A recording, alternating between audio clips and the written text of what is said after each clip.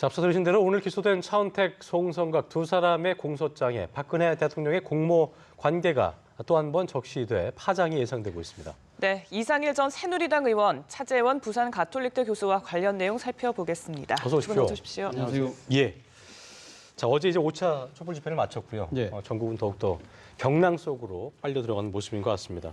오늘 2시였죠. 차은택 씨가 기소가 됐습니다. 네네. 그러면서 일단 박 대통령과의 어떤 관여 사실을 인정을 했고요. 또 지난주에서 또다시 공소장에 공모 관계 적시가 됐는데요. 네. 그러니까 어쨌든 박 대통령은 더 궁지로 몰렸다라고 볼 수밖에 없을 것 같습니다. 어떻게 네, 그렇습니다. 정말 참담한 상황인데요. 네. 정말 지난번에 최순실 씨, 안종범 씨 그 공소장에도 공모 관계가 들어갔고 오늘 또 마찬가지로 정말 이해하기가 어려운데 그동안에 예. 이제 언론에서 제기했던 모든 문제들이 사실 검찰 수사를 통해서 확인되고 있는 상황이죠. 이 공소장은 이미 언론이 제기했던 문제를 재확인하는 상황인데 예. 지금 차은택 씨가 추천한 2명을 KT 임원으로 취직을 시킨 거 아닙니까? 그렇죠. 그 대통령 그 사람들의 이름까지 거명하면서 안종범 전 경제수석에게 KT에 취직을 시켜라. 그리고 취직되고 나서 또 보직 변경까지 지시를 했어요. 예. 그래서 지금 2차례가 대통령이 지시한 게 나오고 또 이 KT 광고 대행사로 최순실 씨가 실소유주인 그 플레이그라운드를 예. 선정하도록 하라 해서 지시해서 그 회사에게 68억 원의 광고가 간 거 아니겠습니까? 그 다음에 이 포스코가 갖고 있던 이 광고 회사 그 회사를 다른 기업이 넘겨받았는데 그 넘겨받은 회사의 지분을 이 뺏는 과정에서 또 대통령이 그 포레카라는 그 포스코 광고 회사 계열사가 그 대기업으로 넘어가지 않게 하라고 지시해서 사실상 이 최순실 씨, 차은택 씨가 그 포레카를 획득하려고 했던 여기에 또 대통령이 관여한 셈이 돼버렸는데 예. 네. 정말 이해하기가 어려운데 이런 말이 있습니다. 탐욕이 범죄의 어머니라면 지혜의 결여가 범죄의 아버지라는 말이 있는데 대통령께서 왜 이렇게 지혜 없는 일을 했는지 정말 이해하기가 어려운 상황입니다. 그렇습니다. 네. 이해할 수 없는 부분들이 참 많습니다. 청와대가 이미 지난주에 최순실 씨 기소 내용에 반발을 해서 검찰의 조사에 일체 응하지 않겠다, 네. 사상 누각이다 이렇게 네. 날선 반응을 보이기도 했습니다. 글쎄요, 이번 주에는 좀 입장 변화가 있을지 궁금한데요. 오늘 뭐 지금 차은택 씨와 송성각 씨의 또 공소장 내용에도 대통령 공범으로 적시되었고 아까 말씀하셨지만 대통령께서 최순실 씨나 또 차은택 씨의 민원 해결사 역할을 하는 예. 그런 모습에 대해서 국민들이 상당히 분노하고 있지 않겠습니까? 뭐 오늘 또 그럼 청와대가 과연 또 사상 누각이라고 과연 반발할 수 있을지 저는 그렇게는 못할 거라고 봅니다. 사실 이 대통령께서 지금 이제 그 국민들이 퇴진하라는 그 요구에도 불구하고 일종의 오기 정치를 통한 버티기 전략을 갖고 가 계시면서 지금 검찰 수사의 결과에 대해서 부인을 했지만 이 지금 두 번째 지금 주요 혐의자에 대해서도 지금 공범이다. 그리고 또 개인의 민원 해결사 역할을 했다는 부분에 대해서 이 지금 이러한 부분들에서 국민들의 분노가 더욱더 끌어올릴 수밖에 없는 그런 상황이기 때문에 청와대 입장에서는 오늘 지금 두 번째 이 공소장 내용을 보면서 어떤 대응을 할 것인가 고민이 상당히 깊어질 수밖에 없는 그런 네. 국면인 것 같습니다. 네. 그와 관련해서 예. 제가 좀 드리고 싶은 말씀이 지금 청와대의 인식이 저는 아직도 좀 문제가 있다고 봅니다. 어떤 왜냐하면 문제가 뭐 언론 보도도 있었고 했는데 이런 일들이 기존에 하던 민원 처리의 일종이라고 생각을 하는 것 같아요. 그리고 청와대 관계자들 뭐 일부 이야기 들어보면 대통령은 선의로 관행이었다? 민원 처리를 좀 예. 한 거고 사실은 최순실, 차은택 씨가 대통령을 이용해서 자기 입속을 챙기려고 했다는 이런 인식이에요. 그러니까 대통령이 사실은 지시한 이 대목과 관련에 대해서 이게 지금 명백히 지금 안종범 전 경제수석 뭐 진술 또 수첩 또 관련자들 뭐 다른 진술에서 많이 나오고 있는데 그거는 뭐 대통령이 선의로 했다라는 인식을 아직도 하고 있기 때문에 지난번에 상상과 추측에 근거한 사상 누각이라고 검찰 공소장을 비판할 수가 있었는데 지금도 그런 인식을 하고 있는 것 같아요. 그래서 참 안타깝고 지금 29일까지 검찰은 대통령 대면 조사를 하겠다고 이미 청와대 이야기를 했는데 정말 29일 날 만약에 대면 조사를 한다면 검찰이 특검으로 수사 결과를 넘기기 전에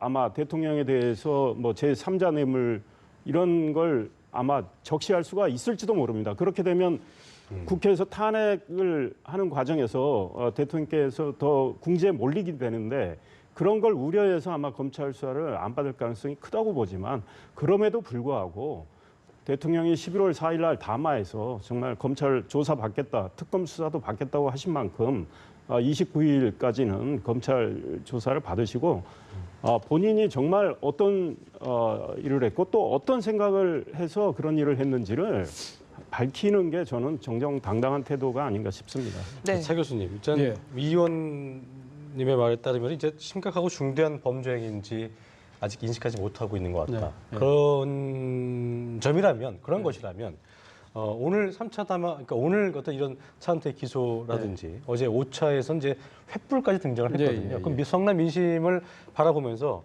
3차 담화라든가 어떤 예.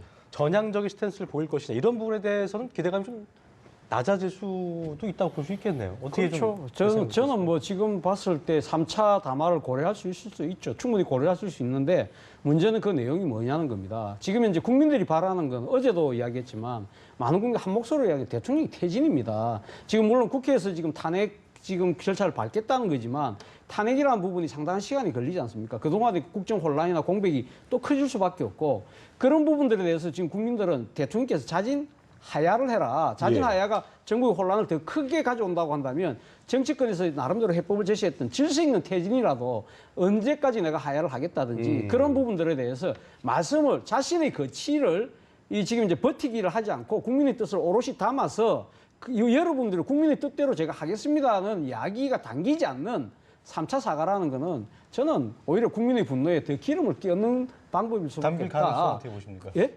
담빌 가능성 어떻게 보십니까? 저는 뭐 지금 현재로 봤을 때 별로 그렇게 높아 보이진 않습니다만 지금 청와대가 어제 150만 명 강화문 강정 150만 전국적으로 한 190만 명, 200만 명의 그 민심의 목소리를 엄중하게 받아들인다고 했지 않습니까? 네. 그것이 그냥 정치적인 수사 레토릭이 아니라 그것이 진짜 엄중하다고 생각을 했다고 한다면 진짜 3차 담화에서는 대통령의 결단이 저는 진짜 필요하지 않을까. 지난번 1차, 2차처럼 구렁이 담 넘어가듯이 가만히 있을로 이렇게 적당히 넘길 거라고 생각한다고 하면 저는 오히려 더 이 촛불 민심이 진짜 덜불이 되고 햇불이 되고 예. 더 큰 상황으로 번져나가지 않을까 하는 우려를 지울 수가 없습니다. 알겠습니다. 참 이게 시간이 흐를수록 의혹이 해결되는 게 아니라 오히려 더 커지고 국민 분노 역시 커지고 있는 그런 상황인데 이번 한 주가 전국의 운명의 일주일이 될 것 같습니다. 그렇습니다. 탄핵과 관련해서 이제 야권이 발의를 할 것으로 보이는데 아무래도 오늘 검찰 발표도 있었기 때문에 이런 탄핵안 발의는 더 탄력을 받게 될 것 같아요. 네, 그렇습니다. 야권은 지금 내일 모레 탄핵안 발의의 내용을 어떤 내용으로 구성할지를 또 서로 협의하겠다는 거 아니겠습니까? 야권도 고민은 많은 것 같아요. 지금 대통령과 관련된 많은 혐의가 있는데 그걸 일일이 다 적시할 경우는 헌법재판소 심리 과정에서 시간이 길어질 가능성이 있거든요. 지금 야권이 바라는 건 이제 박근혜 대통령 빨리 탄핵 절차 끝나고 정말 뭐 헌재에서 파면 결정 내려지고 최대한 뭐 2개월 안에 이제 대선이 치러지기 때문에 최대한 빨리 대선 국면을 만들어서 정권을 잡겠다라는 거 아니겠습니까? 그런 맥락에서 야권이 지금 탄핵안에 대한 내용에 대한 고민을 하고 있는데 거기에 지금 언론 보도에 따르면 범죄 혐의를 뭐 깨알같이 적시하는 것보다는 대통령이 헌법을 위반한 내용 이거를 적시를 하고 기존에 지금 여러 가지 범죄 혐의는 하나의 근거로 이렇게 붙여가지고 내겠다. 그러면 헌재 심리가 빨라지고 그러면 헌재 결정이 빨라지면 대선 국면이 빨리 온다라는 생각을 하는 것 같고요. 뭐 그 내용이 어떻게 구성이 되든 지금 새누리당 비주류의 40여 명이 네. 탄핵에 찬성한다고 한 상황이기 때문에 탄핵안은 뭐 결국은 가결될 걸로 저는 예상을 하고 있습니다. 그 날이 12월 2일이든 12월 9일이든 다만 지금 새누리당 상황도 뭐 좀 많이 복잡해졌고 오늘 또 뭐 따로따로 다들 모이는 것 같은데 지금 야당은 늦어도 12월 9일은 반드시 탄핵을 하겠다는 건데요. 보니까 이게 2일에는 네. 또 400조 예산안 예, 맞습니다. 처리 시한이어갖고 그날 예산을 가지고도 여야가 항상 매년 부딪혔었는데 통상 탄핵안까지. 예산은 자정이 다 돼서 막 벼락치기로 하게 돼 있습니다. 왜냐하면 게다가 이번에는 이 최순실 정국으로 뭐 모든 것들이 다 이 뭐 블랙홀처럼 빨려 들어왔기 때문에 네. 국회에서 예산안 심의가 정말 심도 있게 진행은 되지 못했던 것 같아요. 그러나 물론 예결위가 가동은 되고 있지만 그 예산안에 대해서 마지막 조율할 것도 꽤 많을 거고 그래서 결국은 이 예산안이 또 예결위 통과도 해야 되거든요. 그러면 통상 12월 2일 저녁 때 늦게쯤 네. 통과가 되고 본회의는 이제 더 늦게 열리는 상황이기 때문에 탄핵안까지 처리하기는 물리적으로도 쉽지 않을 걸로 보입니다. 그런데 야당이 이 발의 시점이 또 중요하죠. 발의를 하면 첫 본회의에 보고를 해야 되거든요. 그리고 보고되고 나서는 72시간 내에 처리를 해야 되기 때문에 그렇군요. 그래서 12월 1일 날 본회의가 예정이 돼 있는데 그때 만약에 발의를 한다면 그 주에 끝내야 되네요. 네, 그렇습니다. 그렇죠. 12월 2일 본회의에 보고를 하고 72시간 내면 월요일까지 12월 9일보다 전까지, 좀 시간을 앞쪽인 앞당겨서 본회의를 열어야 되는 문제가 있습니다. 일단 그 비상시국을 감안한다면 어떤 뭐 이번에도 참 그 여러 그 현안들이 좀 몰려 있지만 여야 충돌이 조금은 이전보다는 좀 더 덜 할 수 있지 않을까 그런 기대를 해보거든요. 과거 예. 2004년 노무현 대통령 그 탄핵안 표결 때 상당한 좀 충돌이 있었습니다. 그렇죠. 예. 그런데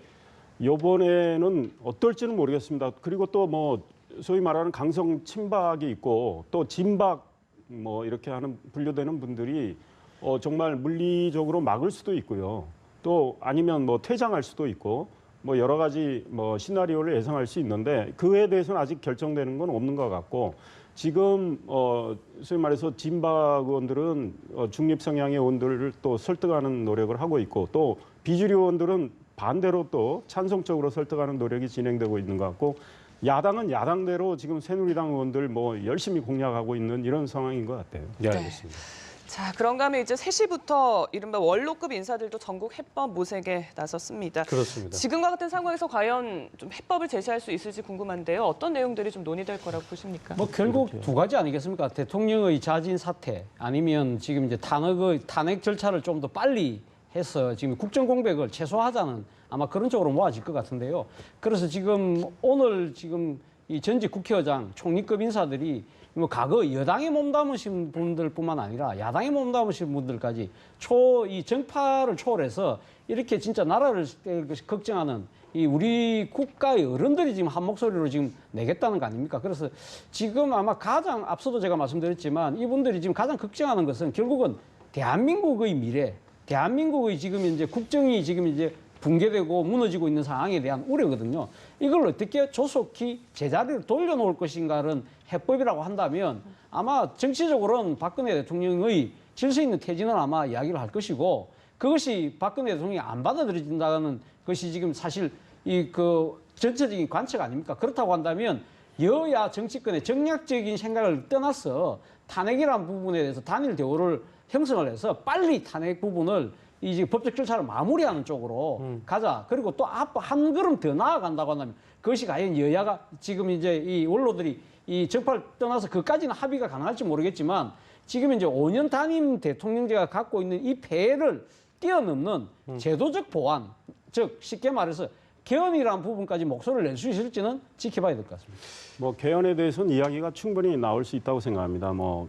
이제 물론 다양한 여야의 이제 구성원들이 오늘 모이시는 건데 이 지금 87년 체제, 5년 단임제 지금 한계를 국민들이 너무나 목도하고 있고 물론 뭐 지금 민주당 쪽에서는 특히 문재인 전 대표 쪽에서는 지금은 탄핵에 집중해야 할 때지 개헌을 반대하고 뭐 계시잖아요. 논의할 때는 아니다 이런 입장이지만 사실은 탄핵을 정치권에서 논의하는 국면은 12월 9일이면 끝날 수 있는 상황이에요.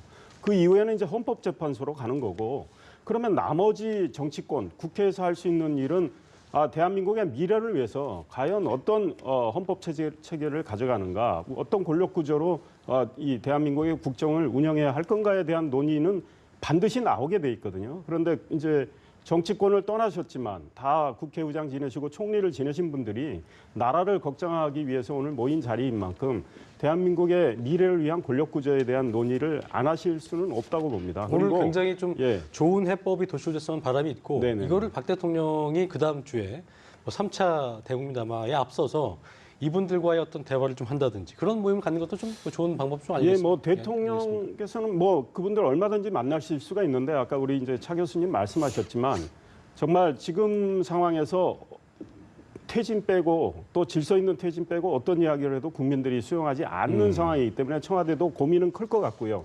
오늘 모임에서는 그런 이야기도 나올 수 있습니다. 개헌을 만약에 할 경우에 이 개헌의 내용에 대해서는 의견이 다 다를 수는 있지만 만약에 개헌을 하기로 하고 어떤 개헌을 통한 대통령 임기 단축 이런 이야기를 할 수가 있거든요. 그러면 그 개헌의 내용은 어떤 내용이 될지는 뭐 정리되기는 어려워도 개헌을 통해서 대통령 임기를 단축하고 새로운 7공화국 체제를 출범시켜야 한다라는 이야기가 나올 수 있고 그렇게 될 경우는 헌법재판소가 탄핵 심판 결정하기 전에 개헌을 마무리하면 박근혜 대통령도 역사에 탄핵받은 대통령이란 기록을 남기지 않을 수도 있다. 이런 이야기까지도 나올 수 있다고 봅니다. 자, 차 교수님. 예. 이게 청와대는 참 골이 아플 것 같은 게 이제 탄핵도 탄핵이지만 국정역사 교과서 내일 공개한다고 했는데 그렇죠.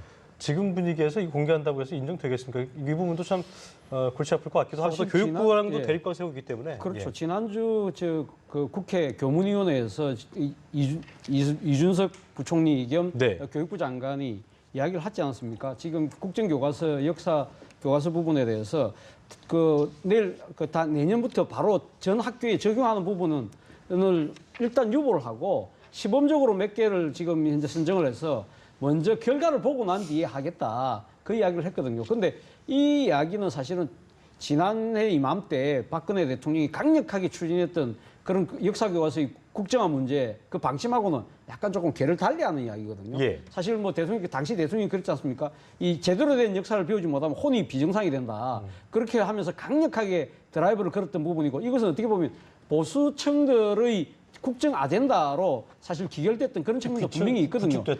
그런데 지금 이제 담당 국무위원이 국회에 가서 한 발 빼는 듯한 발언을 했는데 당장 그 발언이 나오자마자 청와대가 아니 우리하고는 이야기가 되지 않았다고 이야기를 했지만 그러나 교육부 장관과 교육부의 관료들의 생각에서는 지금 현재 국민들이 지금 박근혜 대통령에 대한 신뢰를 완전히 지금 이제 그렇죠. 이 놓아버린 상황에서 예. 이런 식으로 지금 상당수의 국민들이 반대하는 이 지금 역사교과서 국정화 문제를 밀어붙일 경우 그것이 가능할 것인가에 대한 정무적 판단을 분명히 하고 있는 것 같아요. 그런데 사실은 따지고 보면 이 내각에서는 이 지금 통치권자가 상당히 이 국정의 아젠다로 그러니까 지금 드라이브를 거는 부분에 있어서 개별적으로 그 정무적 판단을 하면 사실 안 되는 거거든요. 그렇다고 하는 그런 원칙에서 본다고 한다면 사실은 지금 이제 그 교육부가 일종의 항명을 하고 있는 듯한 그런 모양새도 있다는 거죠. 이것은 뭘 이야기하느냐?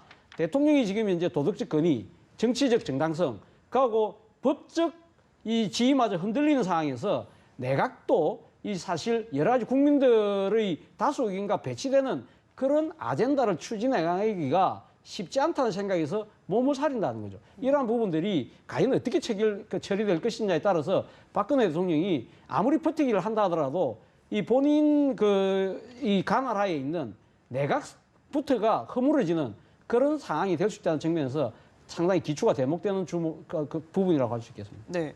또 오늘 그 보도된 내용에 따르면 이준식 부총리가 현재로서는 철회 가능성이 없다라고 밝히긴 했는데 말씀처럼 사실 또 전국 흐름을 봐야 되는데 탄핵 또 있기 때문에 그 이후에 만약에 탄핵이 된다면 뭐 당연히 추진력을 잃게 되잖아요. 지금 오늘은 그런 이야기를 했습니다. 현재로선 철회가 아니다. 그러나 이제 내일 공개가 되는 거 아니겠습니까?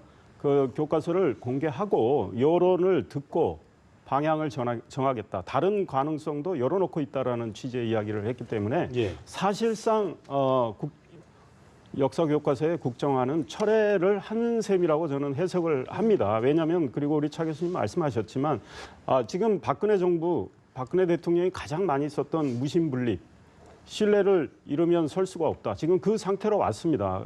이런 상황에서 내각의 어떤 주요 어젠다라고 하더라도 그것이 큰 논란의 대상인 어젠다라면 지금은 그거를 그대로 밀어붙이기가 어려운 상황입니다. 그러니까 내각의 돌파력도 마찬가지로 상실된 상황이기 때문에 교육부의 판단은 매우 현실적이고 냉정하다고 봅니다. 그래서 이 문제 역시 뭐 물론 내일 교과서가 나올 때 저는 나름대로 고심해서 잘 균형 감각을 가지고 잘 만들었을 수 있다고 봅니다. 그런데 그 교과서가 진선진미한 100%의 완벽한 교과서가 되기는 어려울 거예요.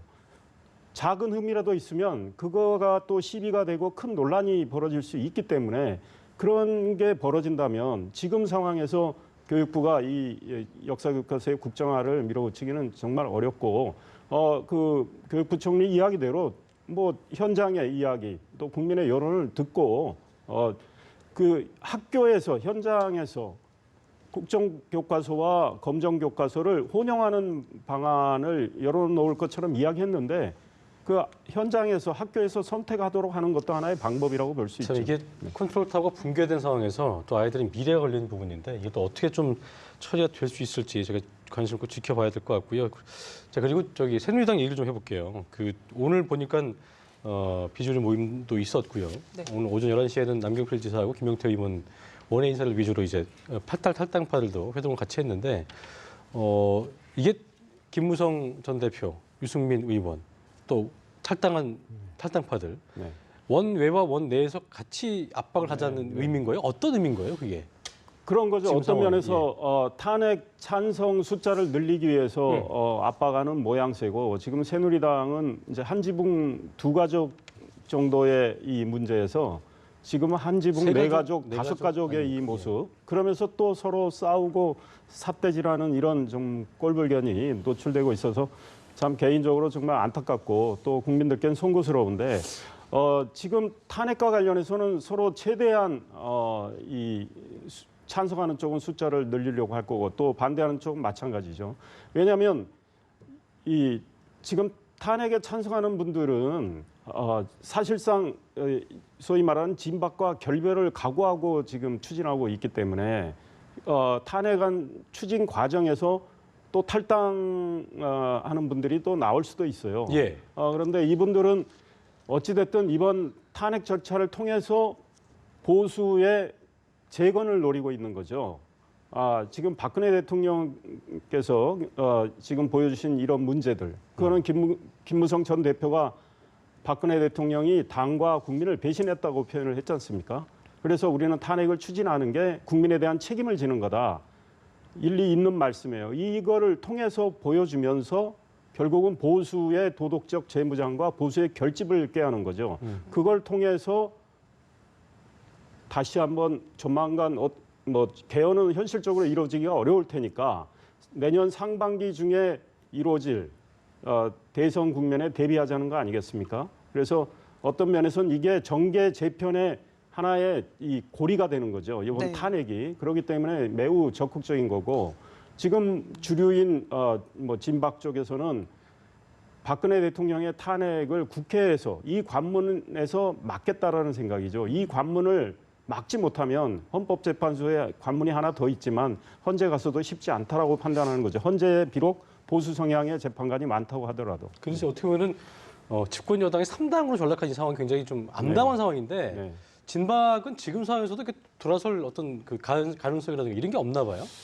그분들은 이미 본인의 모든 걸 다 대통령과 같은 운명체로 걸고 있는 것 같아요. 그런데 정말 이 호모 데멘스라는 말이 있는데 우매한 인간이라는 이런 말들인데 정말 새누리당 지도부 제가 보면 정말 우매합니다. 여기까지 안 올 수도 있었어요. 사실은 그동안에 저희 새누리당 모두가 같은 책임이지만 지금 당을 떠난 분들까지도 같은 책임이지만 청와대 출장소로서의 역할밖에 못했기 때문에 박근혜 대통령의 국정이 이렇게 엉망이 돼버렸는데 그에 대해서 정말 책임지는 모습, 지금 지도부가 책임지는 모습을 보여줬다면 지금 탈당한 분들은 안 나왔을 수도 있어요. 그런데 계속 현 지도부가 버티고 있으면서 대통령을 옹이하는 데만 총력을 다했고 국민에 대한 도리는 지키질 않았기 때문에 알겠습니다. 이렇게 무너지고 있는데 국민들이 계속 실망하고 있는 거 아니겠습니까? 그러니까 정말 부끄럽죠. 지지율은 더 내려갈 수도 있습니다. 최 교수님도 끝으로 짧게 한 말씀 해주십시오. 지금 예, 여당의 지금 상황인데. 이제 그 새누리당 내에 지금 그 탄핵안을 둘러싸고 지금 그 주류와 비주류가 상당히 지금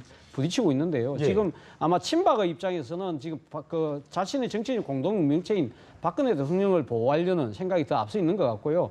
비주류 입장에서는 지금 이제 박근혜 대통령이 중요한 것이 아니라 나라가 중요하고 또 좀 더 좁혀보면 이 지금 현재 이 사태로 인해서 보수가 같이 망하는 건 안 된다. 어차피 지금 내년에 대선이 있는 상황이기 때문에 여기서 지금 추스리고 지금 중심을 잡아야만 그나마 내년 대선 전국에서 벌어질 수 있는 여러 가지 정계 개편에 대비해서라도 이 새누리당의 그걸 지금 이제 비주류로 대표되는 이 보수 정치층이 나름대로 기사회생할 수 있다는 그런 절박감에서라도 지금 이제 자신들의 이 주장대로 탄핵 부분을 강하게 밀어붙일 수밖에 없는 그런 상황인 것 같습니다. 네, 알겠습니다. 두 분 말씀 오늘 여기서 마무리하겠습니다. 이상일 전 새누리당 의원, 차재원 부산 가톨릭대 교수였습니다. 두 분 고맙습니다. 감사합니다.